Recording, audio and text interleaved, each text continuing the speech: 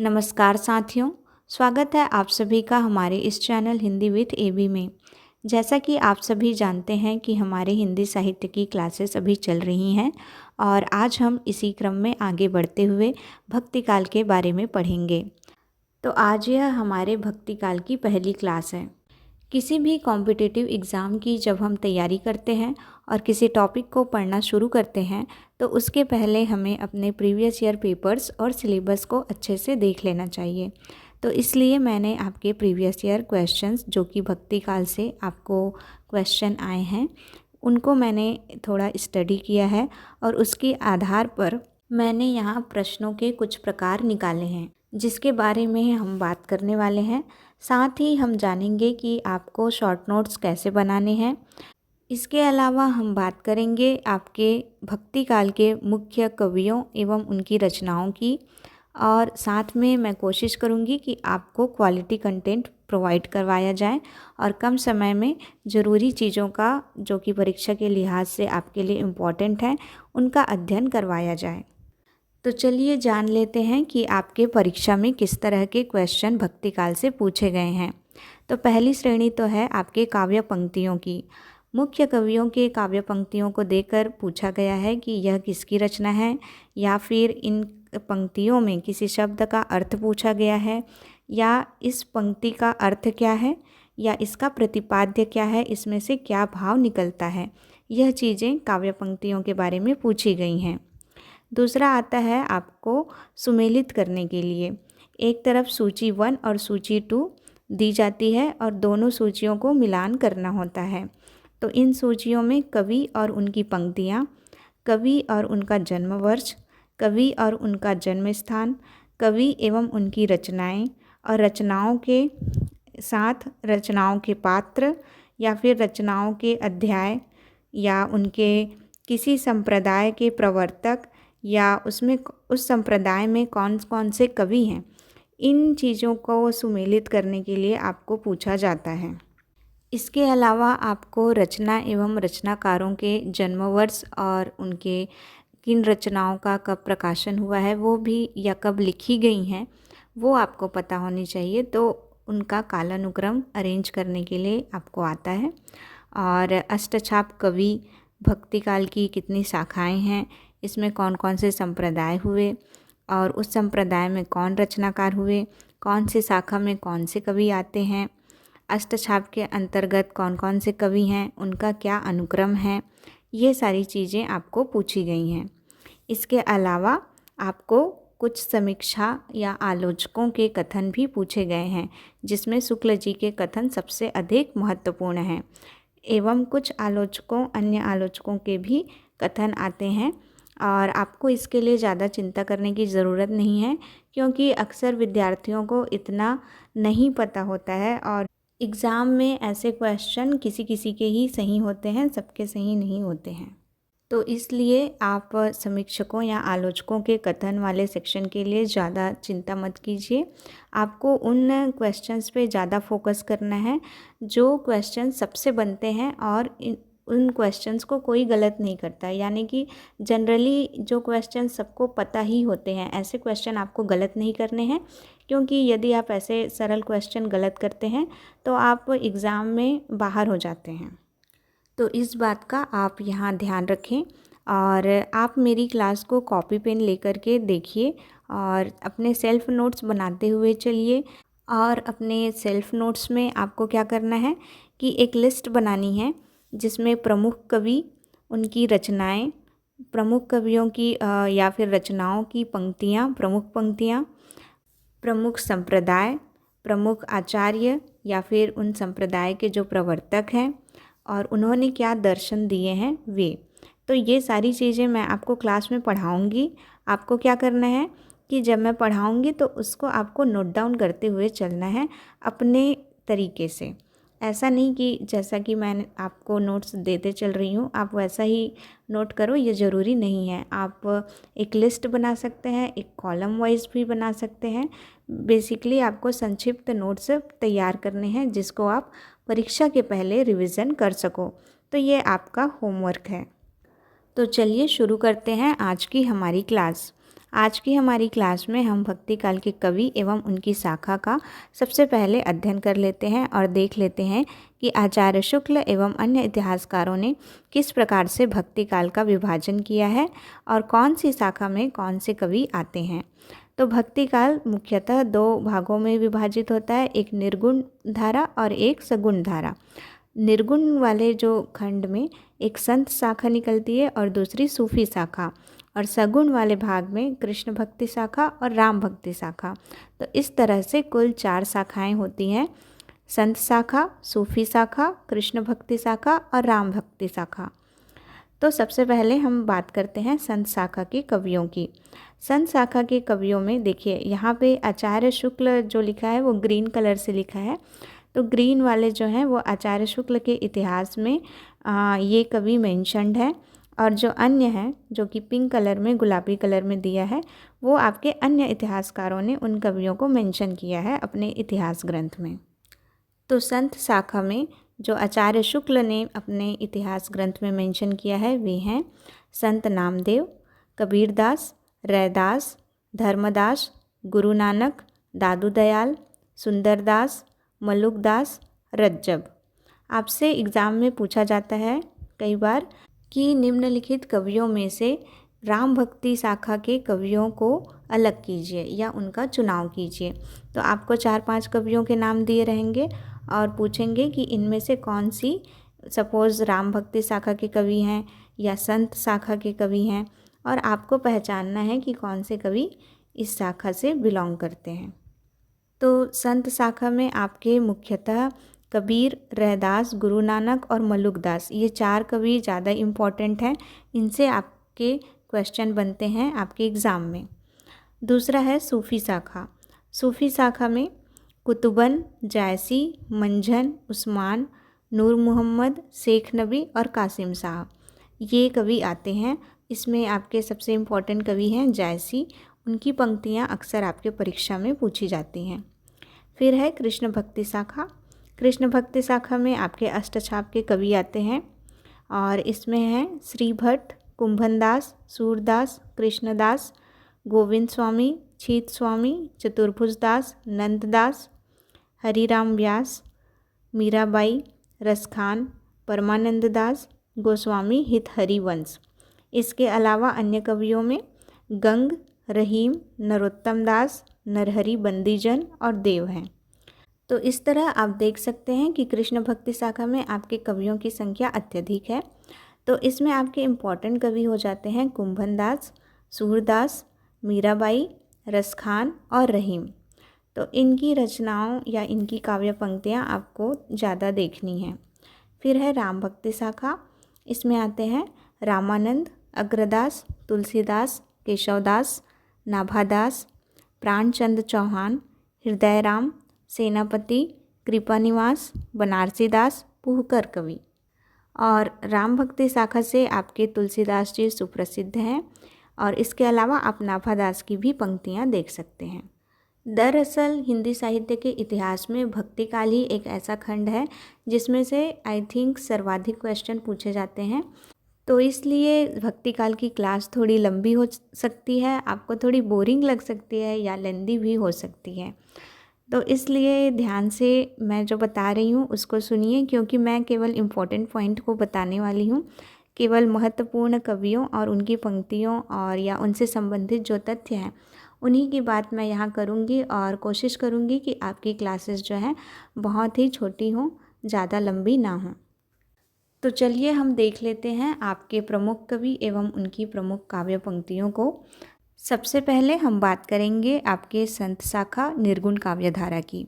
इसमें सबसे पहला नाम है संत नामदेव का। इनकी पंक्ति है, सुफल जन्म मोह को गुरु कीना, दुख विसार सुख अंतर दीना, ज्ञान दान मोह को गुरु दीना, राम नाम बिन जीवन हीना। तो आप इसको इस तरह से याद रख सकते हैं कि निर्गुण काव्यधारा में जितने भी कवि हुए हैं उनकी पंक्तियों में आपको सद्गुरु के महिमा लगभग देखने को मिलती है, क्योंकि ये जो है राम कृष्ण इस सगुण रूप को नहीं मानते थे, और इनकी पंक्तियों में जब भी राम का जिक्र आया है तो वह निर्गुण ब्रह्म के लिए आया है। न कि राम जो हम रामायण में पढ़ते हैं उनके लिए नहीं आया है। तो संत नामदेव की अगली पंक्ति है, माई न होती बाप न होते कर्म न होता काया, हम नहीं होते तुम नहीं होते कौन कहाँ ते आया। यह पंक्ति आपके पहले प्रीवियस ईयर क्वेश्चन में पूछी जा चुकी है और यह पंक्ति है नामदेव की। एक और उनकी पंक्ति है, हिंदू पूजय देहरा मुसलमान मसीद, नामा सोई सेविया जह देहरा न मसीद। मसीद का अर्थ यहाँ मस्जिद से है। फिर हमारे अगले कवि हैं रैदास। रैदास की पंक्तियाँ हैं, नामदेव कबीर तिलोचन सधना सेन तरय, कह रविदास सुनहूँ रे संतहूँ हरि जीव ते सबही सरय। तो देखिए यहाँ पे दूसरी पंक्ति में कह रविदास करके आया है। रविदास जो है रैदास का ही नाम है और अगर आपको दूसरी पंक्ति दी जाती है तब तो आप आसानी से पहचान लेंगे कि ये रैदास की पंक्ति है। लेकिन इन केस अगर आपको दूसरी पंक्ति ना दे करके सिर्फ पहला दिया जाता है, नामदेव कबीर तिलोचन सधना सेन तरय, तो इसमें देखिए संत नामदेव का नाम आया है, कबीरदास का नाम आया है और सेन नाई का नाम आया है। तो क्या होता है कि कई बार बच्चे कंफ्यूज हो जाते हैं कि यह जो है नामदेव या कबीर की पंक्ति है, जबकि ऐसा नहीं है, यह रैदास की पंक्ति है। इनकी अगली पंक्ति है, चंद सूर नहीं राति दिवस नहीं, धरनी आकाश न भाई, करम अकरम नहीं शुभ अशुभ नहीं, का कहीं देव बड़ाई। इस वाली पंक्ति में भी आपको शुरू में चंद सूर नहीं यह पढ़ करके लगता है कि यह सूरदास की या चंद बरदाई की पंक्ति है, लेकिन यह रैदास की पंक्ति है। तो इस तरह के जो कन्फ्यूजिंग लाइंस होती हैं वे आपके परीक्षा में अक्सर पूछ लिए जाते हैं, तो इस कारण इसे याद रखिए। फिर है मन चंगा तो कठौती में गंगा। तो ये लाइन आपने अक्सर सुनी ही होगी, लेकिन कई बार हम नहीं जानते हैं कि यह पंक्ति जो है किसकी है। तो यह पंक्ति है रैदास की, इसलिए आप इसे याद रखिए और परीक्षा में आए तो इसे गलत करके मत आइएगा। तो चलिए आगे देखते हैं हमारे अगले कवि कबीरदास जी और उनकी कुछ पंक्तियाँ। दशरथ सुत तिहु लोक बखाना, राम नाम का मरम है आना। तो यहाँ पर भी देखिए राम नाम जो आया है वह निर्गुण ब्रह्म के लिए है, न कि दशरथ पुत्र राम के लिए। राम नाम देख करके कई बच्चे जो है कंफ्यूज हो जाते हैं कि ये तुलसीदास की पंक्ति तो नहीं है, लेकिन ये है कबीर की पंक्ति। दशरथ सुत तिहु लोक बखाना, राम नाम का मरम है आना। इनकी अगली महत्वपूर्ण पंक्ति है, साईं के सब जीव हैं कीरी कुंजर दोय। इसके बाद है, सूर समाना चंद में दहु किया घर एक, मन का चिंता तब भया कछु पुरबिला लेख। तो देखिए इसमें भी सूर समाना चंद में, तो सूर और चंद ये दोनों से आप कंफ्यूज हो सकते हैं और ये पंक्ति है आपकी कबीर की। फिर है, नैन बीच नदिया डूबती जाए। ये आपके प्रीवियस ईयर क्वेश्चन में पूछा गया है। और नेक्स्ट पंक्ति है, मुझको तू क्या ढूंढे बंदे मैं तो तेरे पास में। इसके अलावा जो पंक्तियाँ आपको प्रीवियस ईयर क्वेश्चंस में पूछी गई हैं वे हैं, अव्वल अल्लाह नूर उपाया कुदरत के सब बंदे। फिर है, राम भगति अनियारे तीर। तो ये जो काव्य पंक्तियाँ हैं वे जो है आचार्य रामचंद्र शुक्ल के इतिहास में हैं, जबकि अन्य इतिहासकारों के ग्रंथ में और भी कई पंक्तियाँ दी हुई हैं जो कि हम जब पहले शुक्ल जी के इतिहास वाला कंप्लीट कर लेंगे उसके बाद देखेंगे। अब हम चलते हैं अपने अगले कवि की ओर, गुरु नानक। जो नर दुख में दुख नहीं माने, सुख स्नेह अरु भय नहीं जाके, कंचन माटी जाने। ये पंक्ति हैं गुरु नानक की और आपके परीक्षा में पूछा भी गया है। आपके अगले कवि हैं मलुक दास।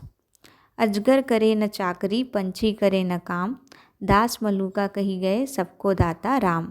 यह पंक्ति तो बहुत ही प्रसिद्ध है और अक्सर सबको पता ही होती है। इसके बाद है आपकी सूफ़ी शाखा जिसमें जायसी आते हैं और इनकी पंक्ति है, गुरु सुआ जेई पंथ दिखावा, बिन गुरु जगत को निर्गुण पावा। फिर नागमती इन्होंने लिखा है, तो नागमती यह दुनिया धंधा, बाँचा सोई न एही चित बंधा। और राघव दूत सोई सैतानु, माया अला उन्दी सुल्तानु। ये पंक्ति है जायसी की। फिर है मंझन, एही रूप बुत अह छपाना, एही रूप रव सृष्टि समाना। और है नैन बिरह अंजन जिन सारा, बिरह रूप दर्पण संसारा। ये पंक्तियां हैं मंझन की। इसके बाद आपके कवि आते हैं नूर मोहम्मद। करौ मोहम्मद शाह बखानू, सूरज है देहली सुल्तानू। ये शासक मोहम्मद शाह की प्रशंसा करते हुए इंद्रावती में लिखा है इन्होंने। और इसके बाद अनुराग बांसुरु में वे लिखते हैं, हिंदू मख पर पाँव न राखियूँ, का जौ बहुत हिंदी भाखियूँ। मन इस्लाम मेरी कलय मांझेयूँ, दिन ज्योंरी करकस भांजियूँ। तो इस तरह यह जो है नूर मोहम्मद द्वारा लिखी गई इंद्रावती और अनुराग बांसुरी की पंक्तियां हैं। अब हम देखते हैं राम भक्ति शाखा के प्रमुख कवि और उनकी काव्य पंक्तियां। तो इसमें सबसे पहले आते हैं रामानंद। इनकी प्रसिद्ध काव्य पंक्ति है, जात पात पूछे नहीं कोई, हरि को भजै सो हरि का होई। इसके बाद है गोस्वामी तुलसीदास, जो कि राम भक्ति शाखा के सबसे प्रसिद्ध कवि हैं। और इन्होंने रामचरितमानस, विनय पत्रिका, दोहावली, कवितावली ये सारी चीज़ें लिखी हैं। और इनकी पंक्तियाँ भी ऐसी ही पूछी जाती हैं कि गोस्वामी तुलसीदास की ये वाली पंक्ति जो है इनके कौन से काव्य से उद्धृत है। तो इसलिए आप इसको इनकी रचना के अनुसार ही याद रखें तो बेहतर होगा। तो पहले पढ़ते हैं रामचरितमानस से। सिया राम मैं सब जग जानी, करौं प्रणाम जोरी जुगपानी।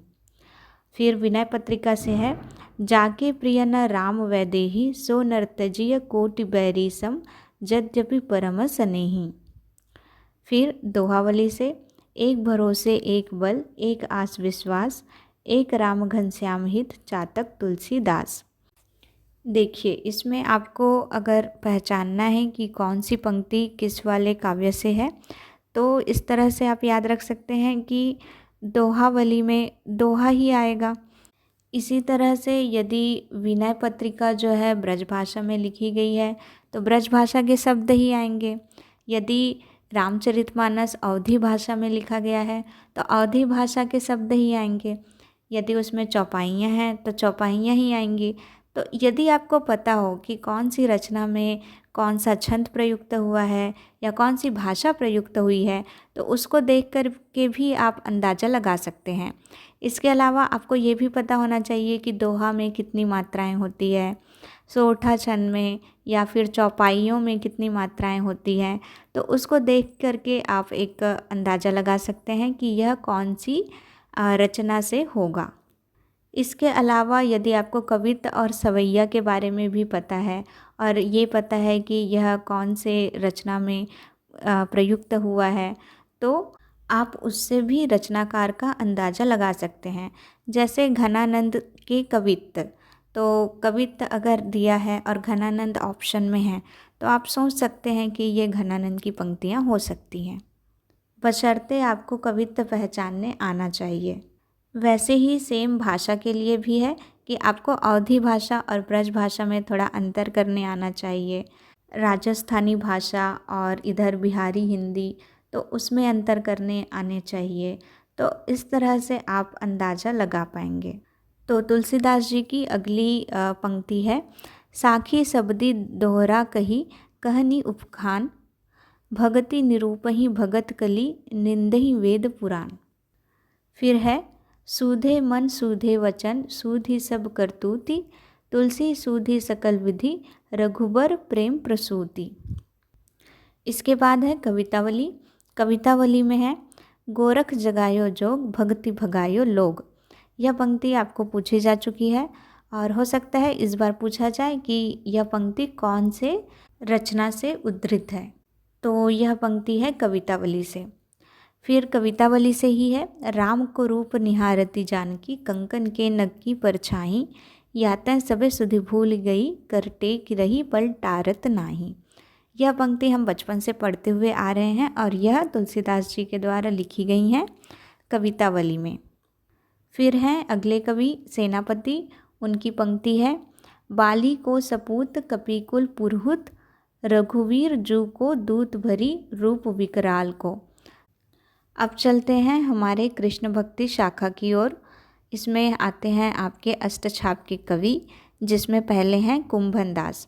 इनकी एक पंक्ति बहुत ही प्रसिद्ध है, संतन को कहाँ सीकरी सो काम, आवत मुख पहनिया टूटी, बिसरी गयो हरिनाम। पहनी से यहाँ तात्पर्य है चप्पल। इनकी अगली पंक्ति है, तुम नीके दुही जानत गैया, चलिए कुंवर रसिक मनमोहन, लागो तिहारे पैया। इसके बाद हैं आपके सूरदास, जो कि कृष्ण भक्ति शाखा के सबसे प्रसिद्ध कवि हैं।